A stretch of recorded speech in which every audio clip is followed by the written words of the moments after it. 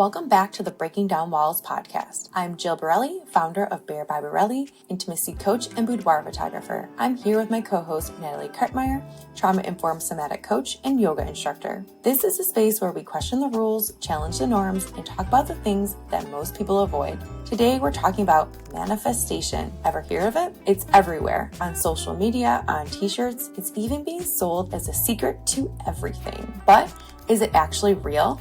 Or is it just good marketing? In this episode, we break down why manifesting really is, where it gets a little scammy, and how to actually create the life you want without the fluff. So let's break down some walls. Hi, Nat. Hey, Jill. Welcome back to the Wake Up Thanks. Breaking Walls podcast. Where are we?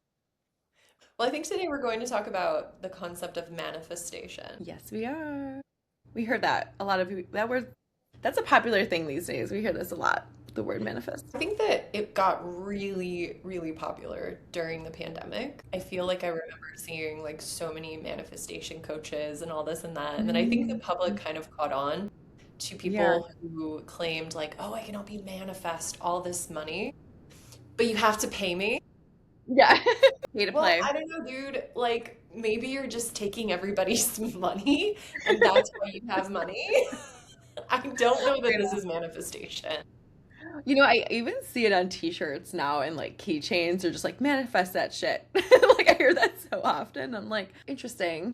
Interesting. I'm Yeah, glad we know the word is, so that's good. I yes. think most people know what this word is. And what would you say, like, what it would be a definition of like manifest? What do you say? I think manifesting is taking something that's in your mind and bringing it into reality, like attracting your ideal scenarios into your real life. And I think that there's so much room for scams to happen in this space, but there's also merit to it. So that's what I'm excited to sort of like categorize today. Like, when does this whole manifestation thing become scammy? And when does it actually have some weight and can actually be a real thing in our lives? Yeah, I love that because like you said, I feel like we hear that word so often now. And unless you like know some of the steps that are involved and like there's like a psychology I think to it as well. There's like a mindset and there's like a way to like break through and create these things without using maybe necessarily like the word even manifest. Like we can be manifesting, you're pretty much manifesting most and all of the time whether you want to or not. Like that's my understanding of it, is like creating your reality, and every time we're creating our reality we're manifesting it. And so when we want to shift what that reality looks like, maybe we're not liking where our scenario is right now, how do we like project and have like a new scenario, essentially like live within a different space or lifestyle or whatever that may look like for you. And now I think it's just been like turned into this like woo-woo-y magical thing, which I think there is some of that involved if you're like not an intuitive or like kind of maybe creative in that sense, or you maybe are a rule follower so much of like, they told me to do this, so then I do this, and now I'm like I'm a unhappy. millionaire now, Yeah, right? I'm a millionaire now. Or I hate this. How did I end up here? I think people kind of maybe get to that point of like, how did I end up here and how do I change this scenario over anything? So what is your take, okay, before we jump in, on the walls? Where's your wall around manifesting? So my wall around manifesting is that I have actually had some pretty cool experiences where I have managed to quote unquote manifest experiences, manifest money, manifest opportunities, da da da. And also, I don't actually think it's all that magical. I think that so much of it is psychological and it has a lot to do with where you choose to put your focus. So if I were to talk about a wall, I feel like I don't really have a wall around the concept of manifestation, but I definitely have a wall around how that concept is used. Because as I said, it can absolutely be a gateway to scam the crap out of people. And that's where I have a wall. It's very easy to take advantage of vulnerable people using this concept, and that's not cool. So big wall there. Yeah. But when it comes to actually creating big changes and taking quantum leaps in your life into a quote unquote new reality, I think that this is something that's very possible and very doable. And there are little tips and tricks that you can use to come into a version of reality that is in alignment with your hopes and dreams. So I will say big wall around the scammy, sketchy manifestation vibe, and big open space with what our minds are actually capable of and the things that we can create. Yeah, I agree with you there. I think when it becomes about marketing, like using manifestation as a marketing tool, I think that is where I feel like an ick of like, sign this and manifest that. I think there's like divine action, which I think we'll probably talk about when it comes to manifesting and like taking the actions that align you with the person that you're becoming, that identity shift. And so many people will sell you the identity shift by being in their world. I feel like that is where I get a little edgy there, because I'm like, yeah, but also I can do this in my own way. Like, I don't need to sign up for something. Yes. Sometimes there is an energy exchange, and then that becomes like there's a monetary energy exchange. So sometimes I think there is that like pay to play type feel for manifesting. I don't think it's always that, but I think there has to be maybe some skepticism. So I would say like when it comes to that, maybe my wall is around the similar to you, or like I'm having some skepticism around the word, because I feel like it's becoming a little bit markety, like a little 1,000%. Yeah, and I think it's important to sort of break down like what is worth paying for and what isn't. I would say that what might be worth paying for with a coach is clarity on what you actually want. There are so many people who just have no freaking clue what they actually want. They think they want something, but their actions are just not lining up with what they perceive to be the end goal. And so it's sometimes good to hire a coach to become more clear on what it is you're actually trying to create, so that it's in alignment with you. So I think that's worth paying for. And I think also accountability is worth paying for, because if you want to manifest your ideal reality, it can be helpful to have someone who's going to be like, okay, so what steps did you take today to move towards your goal? But if you're paying someone who's trying to tell you like, just get into my energy and you'll be able to manifest whatever you want, now we're playing God. Now we're getting into guru territory, and I'm really not a big fan of that. And I wonder, like, Jill, you've had some experiences with different like esoteric coaching. Was any of it about manifestation in this way? That's a good question. Some of it was like, and I think we can talk about identity work, and I think we're going to talk about that on a future podcast anyways. But a lot talk more about identity work, I would say, over straight up manifesting, at least with the ones I've worked with more closely. Like, I do see it a lot in the coaching world. Some I've seen where they do it well, where they're like, actually, I'm going to teach you how to do it, not just be here, and just being here is enough. Just being there is not enough, I don't think, because it's kind of like, it can feel a little elusive for me to like kind of talk about, because everyone I think has their own different identity blocks around what they're trying to create. Now, if you're trying to completely change your life in a totally new way, there are probably going to be blocks along the way that you're like, I didn't know I had to let go of that part of me, and maybe I don't want to. I think a coach is really good in that way, where I've had coaches in that way who help me like distinguish what was not going to support me going forward, because it was aligned with who I was becoming. And it was like taking the garbage out of my life. And like that was amazing. I've never had someone do that with me. And it really helped me like, why am I continuing to go this way when I know I'm going this way? I think that was good with coaching. And some, I think, again, let me be in that world and you're just gonna feel it. I've had that experience, and for me, like, it doesn't work. Like, that is not something I want to gamble on, or I don't feel is really, it's helpful maybe in some ways, but it's not gonna do most of the legwork, at least for me. Absolutely. There's 3 things you said that all just like are perfect. The first one is when you said the first thing was the word alignment. That's the trick to manifestation. There you go. I just saved you however many thousands of dollars you're planning to spend on a manifestation coach. In my experience, if you want opportunities to arise, if you want circumstances to come into your sphere, if you want to have these moments of abundance and things like that, you have to get into alignment. You have to figure out, what are you carrying that doesn't serve you? And what do you need more of that does serve you and makes you feel as though you are living from your highest truth and from your most honest self? Like that to me is what always ends up creating the most fantastic experiences in a person's life is really being true to who you are. Yeah. And then there's two other words or phrases that you used, which was pay to play and gambling. And that I think also like really sticks a, I don't know what the word is, sticks a pin in the thing that can make the whole manifestation thing seem like sketchy to me, because it can feel like it's just this random lottery of life. Like sometimes you get lucky and sometimes you don't. Sometimes money just randomly comes your way and sometimes it doesn't. But maybe if I pay this one coach, then I have a higher chance of like pulling in the big bucks. And it really does become like pay to play and gambling. And that's where I think we have to be really, really careful and also make sure that we're not surrendering our power to something outside of us. And this is what I think a lot of manifestation coaches,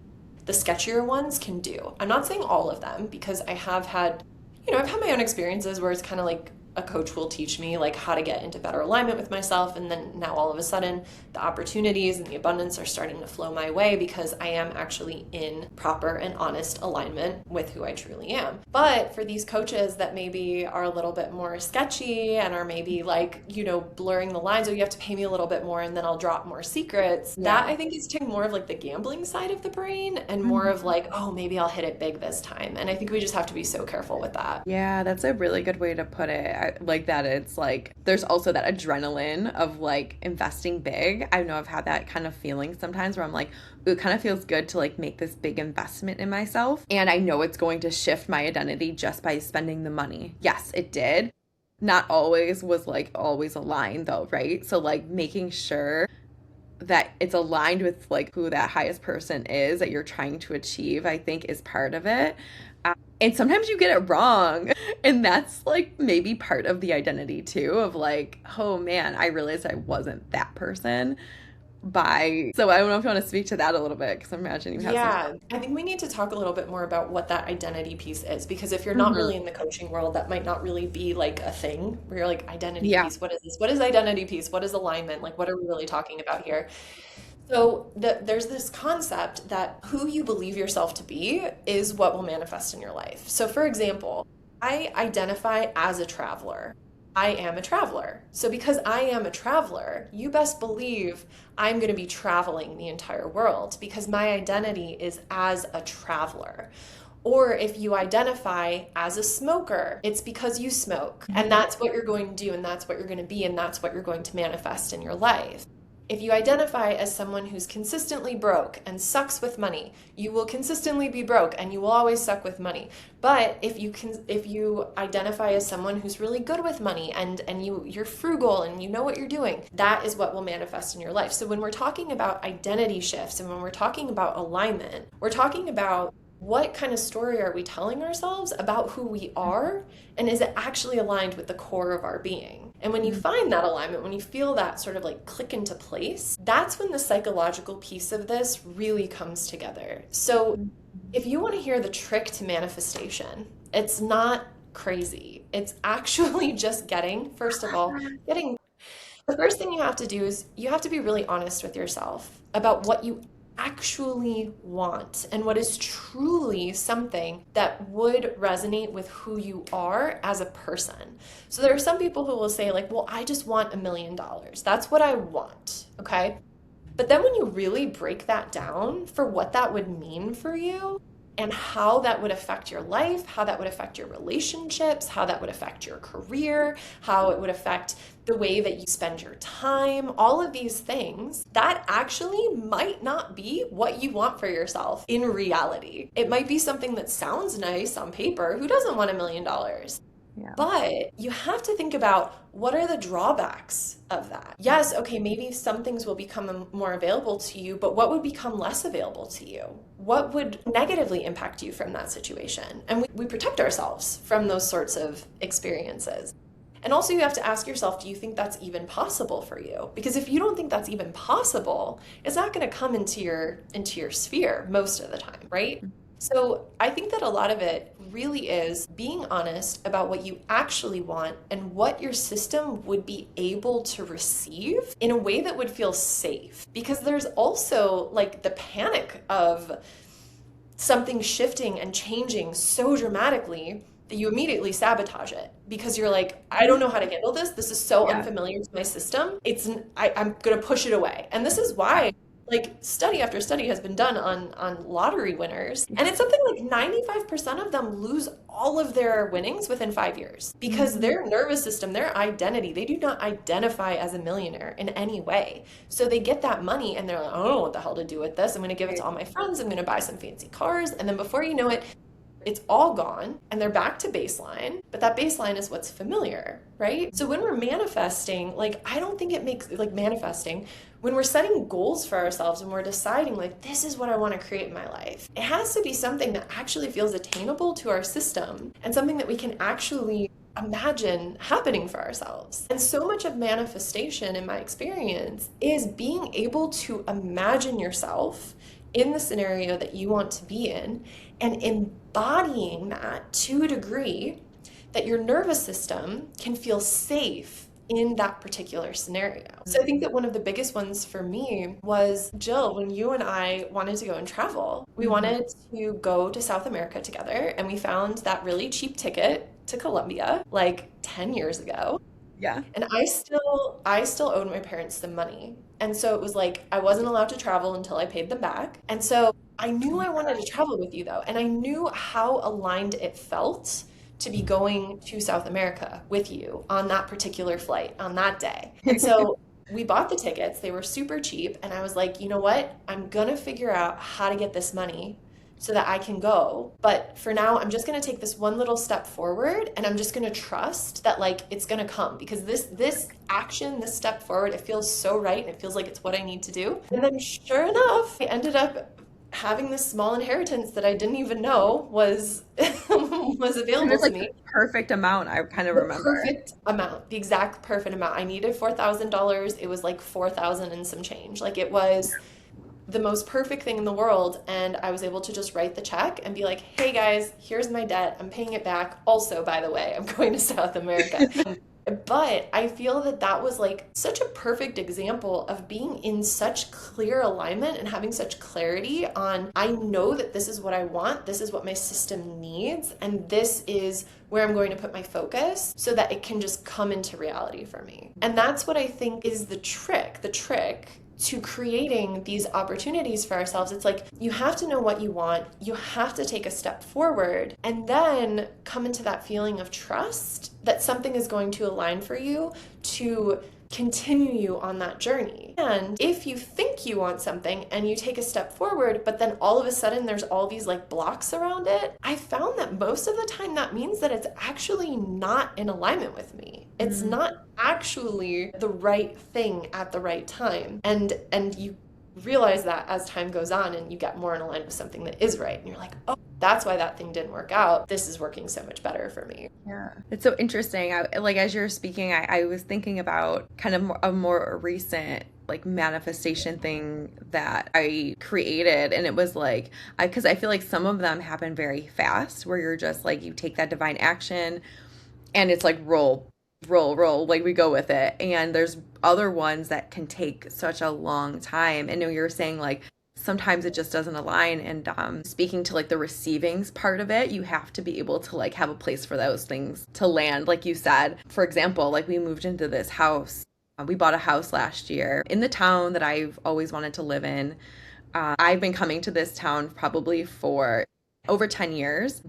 I would get a book, I'd go to the coffee shop. I would like always come here just to spend time. I was like, I would love to live out here one day. And then I kept coming back here. And then it was like starting to feel like, oh, this was not going to be possible. Like there's just no way I could live out here on my own. No way I'm going to buy a house here on my own. Fast forward 10 years and me and Justin meet, and he lives in this town. Doesn't have a house here, but he lives here. Long story short, we end up in a house, renting a house, and then we end up buying this house last year. I will tell you, this house landed in our lap. It's very hard to find like a house in this area. It's all old houses, something that fit our entire family in, plus an office for me and space and walking distance, like everything. And I was like, someone is going to give us their house. Someone's going to give us our house. We just need to start like meeting some older people that are either going to like be moving or passing on. And the house we bought is The people had been here for 60 years. Like, the man died in his 90s. Nobody else looked at this house really besides 2 other people, and which is crazy because the way the market is in the States, like,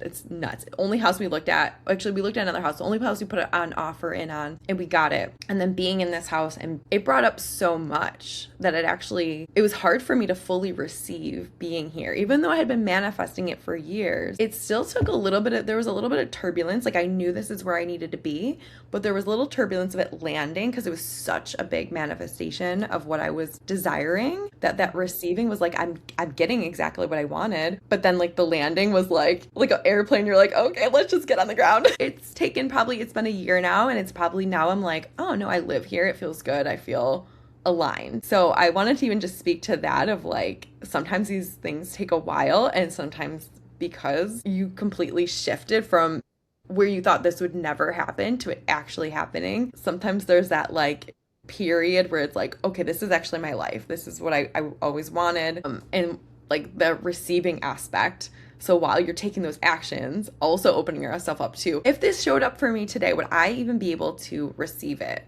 It's something I love talking about, because I think we talk so much about these big goals that we want, and we want to travel, and we want to do the things, and it's like, it's all there for you. And if it really showed up, would you actually take the opportunity to do it? I think that's the question. That part is so big. It's so big. And I think we really underestimate how important that is to actually be able to receive things. So many people are not very good at that, or they don't have space, they don't have room. Their reality is just so constricted into one thing. And if you have that constriction around your reality, the stuff that you're trying to manifest might not be able to come in. It might not be able to land. Psychologically speaking, what's happening, and what it sounds like it happened with you, Jill, with this house, is as you spent more time in this town, and as you started sort of picturing yourself here and thinking like, wow, I would love to live here, you started widening your view of your own reality. So if we're talking strictly psychologically, with neurolinguistic programming, there's this concept that we have over 2 million bits of information available to us every second of every day. There's so much information around us and within us just that we can take in with our 5 senses. But we are only focusing on 126 of those 2.3 million pieces. And so we're talking about like 0.005% of what we can actually take in at any time. So with this process of manifesting, with this process of creating space so we can receive, it requires us to shift our lens and look at different information, look at more information, opening the viewpoint so that there's space for new ideas to enter our field, for new concepts, new bits of information, truly. And this is what I think ends up leading to manifestation, because you already had that idea of like, I want to be here. How can I start making that happen? I should probably talk to some older people that will be selling their houses. I just noticed that older person who like is chatting with me at the coffee shop. Maybe they know someone who da-da-da-da. And what you're doing is you're widening your lens to see the pathway forward, to see the opportunities. And if you hadn't, then you probably wouldn't have met the right person who led you to this house, because you wouldn't have had a wide enough lens to notice them when they were there, right? And I feel like this is kind of the same thing when people start looking for their ideal partner.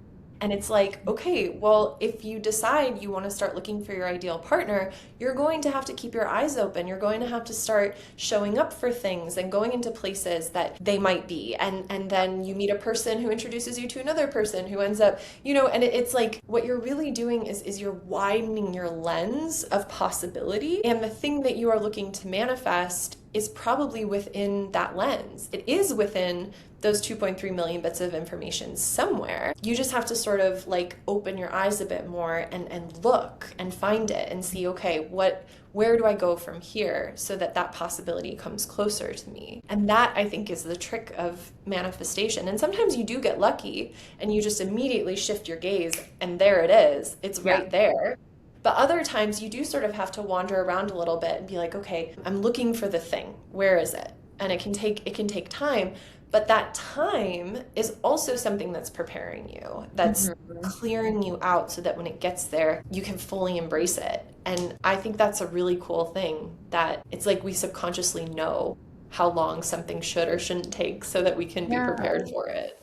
Yeah, because like those roadblocks or the things that get in the way are kind of part of that, the whole journey of getting there, of like landing in it. And I think there's gratitude in a lot of that. And that's a whole other, topic and stuff. But I think there is the showing up at the right time and having, again, like you said, the capacity to let it land. And it teaches us to gain perspective along the way too, and to put on different glasses. How can I see this differently? How can I like not go the same path that everybody else is taking to get here? How can I get there? But like maybe there's a workaround to make this actually easier than how they told us to do it, which is like my favorite way to manifest, is like, you said I should do it this way. I'm not going to do that. That's great. But I'm going to do it my own way. But to know like what's available and then be like, well, I'm going to listen to like what's aligned for me, and I can actually make the actions that, make sense for my path forward, because it's not always linear. Absolutely. And I like that you talked about like feeling it, right? Because it is. When we want to create the life that we want to create, we're not just relying on the gods, the universe to bring it to us. It's like, no, we're actually relying on our physical selves, our nervous system, our intuition, our gut feelings, also our psychology, our ability to imagine and see information and work with it. And also some alignment in the outside world is important, but it's not just one of those things, it's all of those things. And there has to be that like sense of alignment in each of these spaces. And when you do find that, it snaps into place pretty easily usually, and you can find the road forward to bring whatever it is that you want into your life. But there does have to be like a lot of that on all different levels. Yeah. I think it's that general pull, right? Like we're pulled to a certain direction, and just like leaning into the pull is going to allow you to that next step sometimes too, just like deep awareness of your own pulls and tells of your own body. Yeah, I think so too. And recognizing where is it the right space for you to take steps forward, and where is it the right space for you to pull back and just wait. That's the hard part. I find the lean back part to feel like the most uncomfortable, because you're like, I'm just going to wait this out. And we're not taught that as much. I feel like we're more taught to like action forward. And sometimes that lean back, let it happen for me, is the most uncomfortable. Yeah. But this was great. I'm glad we got to talk about this, because I think the manifestation idea has been kind of buzzing around so much that I've honestly got a little turned off from the concept. And it really was nice to have like a fresh conversation and perspective on it that is a little more like, hey, actually we're already doing it. We just got to listen to it. We don't need anybody else to like necessarily bring us there, unless you're looking for that accountability and maybe that little bit of shifting that maybe you do need support on, because coaching works for helping you like create those shifts sometimes in the outside perspective. So I think my walls are a little more down. Yeah, good. And I think too, like before you hire a coach in this area, just read a book. There's so many books on manifestation. Do you have any good ones that you first one, well, I haven't read this one in a while. I don't know if it still stands, but The Secret was the first one that came into my life. And again, I read that for the first time more than 10 years ago, but it was the book that was on my mind when I was getting that money together for us to go to Peru. So I think there is some juice in there. I think there's some things that have been like a little bit, I don't know, there's been some criticism of it. Yeah. Because I think there is a bit of pseudoscience in there, and you do have to be careful with that sort of stuff as well. Like there are definitely people who will go down the route of like all the quantum physics and everything, and it's like, yeah, that's very interesting in theory, and it could hold weight, but we don't really know. So it doesn't make a ton of sense to like really like cling to it as fact and cling to it as truth, because science is still figuring itself out. So like just take the science part with a grain of salt. It's cool to think about. We're still figuring it out, I think. Yeah. But in general, I think did that one. I think I also was learning about The Secret around the first time I went to Peru, because I was doing a lot of energy work and I was just like visualizing it, and I remember like kind of learning about that around the same time. But it's like whatever the entry is, it's not going to be your Bible. It's going to be just like hard Yes. along the way. I think that's important when it comes to that stuff. Yeah, just whatever, like take what you need and leave the rest. Yeah. But I think that's a really good place to start. And you and I both had a ton of success with that. So I think that, yeah, just read a book. You don't have to spend thousands on a coach. It's true. Well, this was fun. But if Yes. they do want a coach, they can reach out to you. Yeah, totally. I'm not going to teach you how to manifest, but I will help you manifest. But I will help you figure out how to get into alignment with what it is that you actually want and where the blocks are in your nervous system or in your mind, and how can we shift it so that you get in that alignment, you start bringing the stuff in. So yeah, if you want to get a hold of me, nataliekreitmeyer.com, and we'll see what we can do. Well, thank you for joining us for another episode of Breaking Down Walls. Thank See you you, next my dear. time. See you. Bye. Bye.